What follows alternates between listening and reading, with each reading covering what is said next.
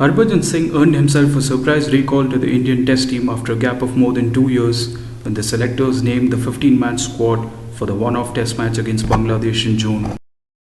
Harbhajan was one of 3 spinners in the squad, brought in at the expense of Ravindra Jadeja.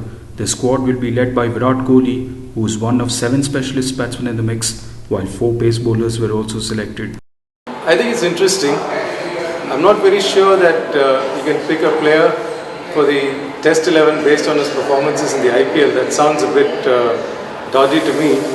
But in Harbhajan's defence, it's not as if he picked himself. What I meant was, in defence of the selection of Harbhajan, it must be said that for an experienced player, you just have to know whether he's bowling well. It doesn't matter whether he's taking wickets, because the experience is what counts at that point.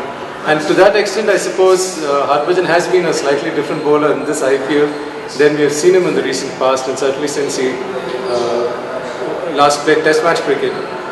But I would still have been happier if he had played a few more Ranji Trophy matches and played a little more consistently than he did. It also sends out a message to Ashwin, which may not be in the interests of the team overall. But one thing to be said about the different yardsticks for selection for a young player and an experienced older player is that a young player must be given a chance to succeed, and I think an older player has to be given a chance to fail. And if you have to take a final call on Harbhajan, this series might be the one that finally decides.